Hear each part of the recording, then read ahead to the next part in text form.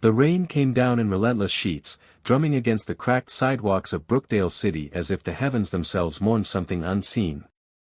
Liam Turner, a 35-year-old single father, pulled the collar of his damp jacket tighter around his neck as he made his way down the nearly empty street. His steel-toed boots splashed through puddles, the chill seeping through the worn soles, but he didn't mind. After another 10-hour shift at the construction site, all he wanted was to get home to his little girl, Mia, and share the 2 sandwiches he'd picked up from the corner deli. The warm scent of bread and roast beef seeped through the paper bag in his hands, and though his stomach growled, he smiled faintly, thinking of Mia's laughter when she saw him come through the door. She was only 10, with the same brown eyes as her late mother and the same gentle soul. For her, he could endure anything. As Liam reached the bus stop, he noticed someone sitting on the soaked bench beneath the flickering streetlight, a young woman, drenched from head to toe. Her dark hair hung in wet strands around her pale face, and her once white blouse clung to her like second skin. She was trembling, her arms wrapped around herself as if trying to hold on to what little warmth remained. Liam hesitated. He didn't usually involve himself in strangers' troubles, life had taught him to keep his head down and focus on survival. But something about her, the exhaustion in her eyes, the quiet desperation, stopped him from walking past. "Hey, are you all right?" he asked gently, stepping closer.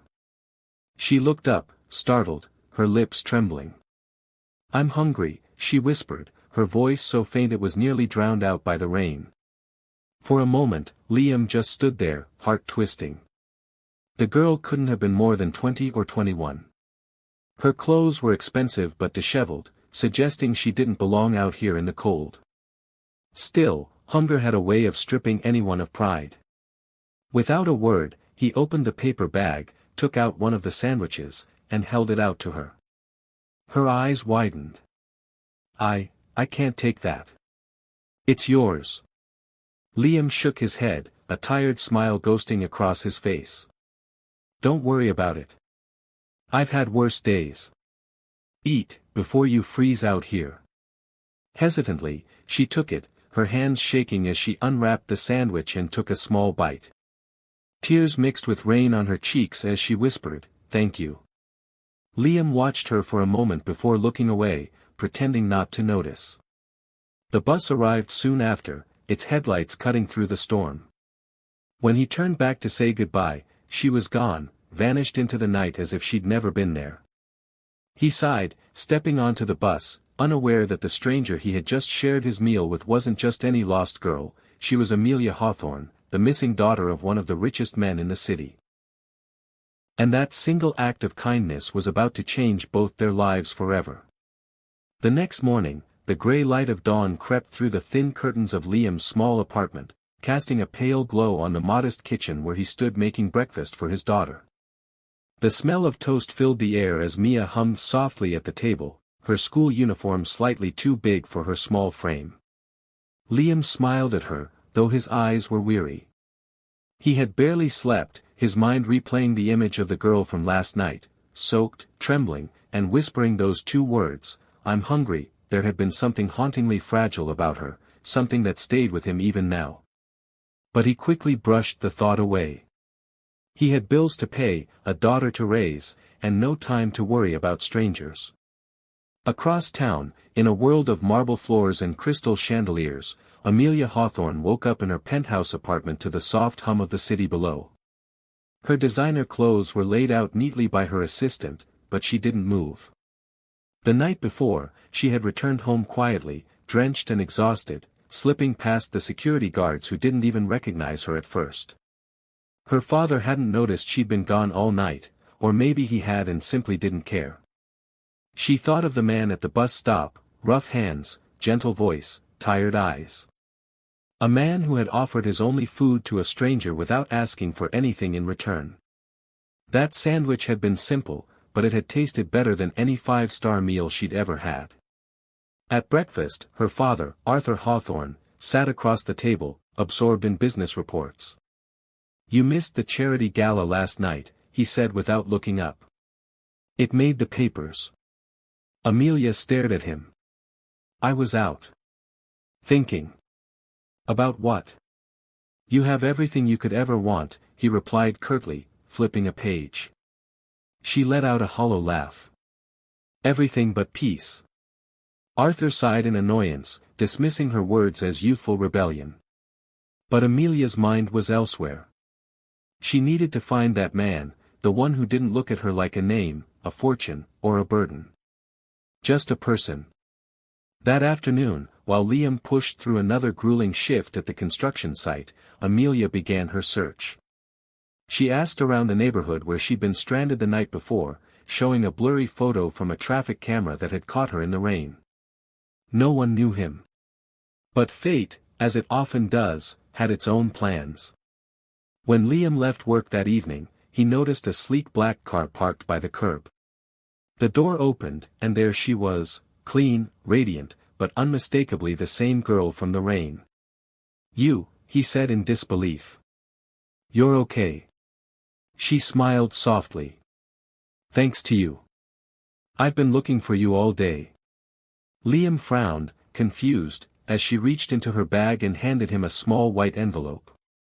Inside was a card embossed in gold, Amelia Hawthorne, Hawthorne Holdings. For a long moment, Liam just stared at it, his breath catching. The girl he had fed with his last sandwich wasn't a runaway or a stranger. She was the daughter of the man who owned half the city, including the company that signed his paychecks. The days that followed their second meeting unfolded like something out of a dream, or perhaps a test neither of them expected.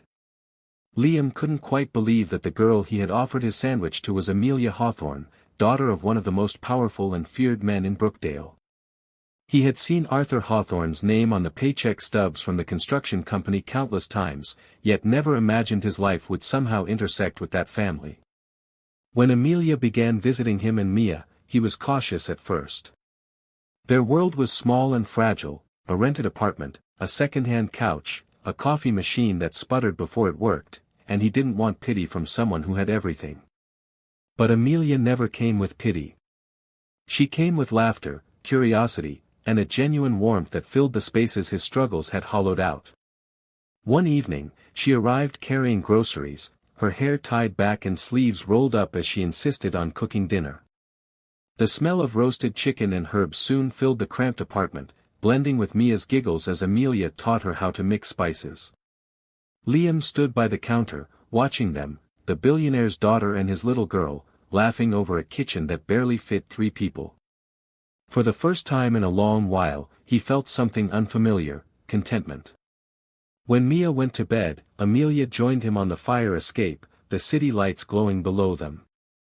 "You know," she said softly, "I used to look down on people from my penthouse window and think I could see the whole world.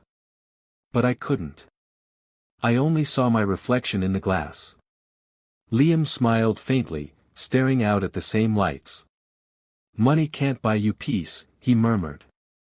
"But it can sure buy a better view." She laughed, not the polished, practiced laugh of a socialite, but something real and free. Their friendship deepened quickly. Mia began calling her Aunt Amy, and Amelia often stayed late, helping with homework or reading bedtime stories. Yet, not everyone saw it as innocent. Word of her visits reached Arthur Hawthorne, and one cold evening, his black car pulled up outside Liam's apartment. The older man stepped out, every inch of him radiating wealth and authority. Liam opened the door, surprised. "Mr. Hawthorne?" Arthur's eyes were sharp as glass. "You've been spending time with my daughter," he said flatly.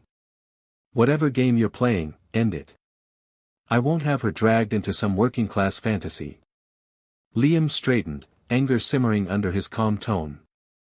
"There's no game. She's my friend, that's all." Arthur's lip curled.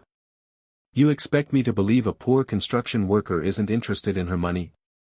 Liam met his gaze steadily. "When I met her, she was just a hungry girl in the rain. I didn't know her name. And I didn't care." Arthur hesitated, just for a second, before his voice hardened again. "Stay away from her, or I'll make sure you regret it."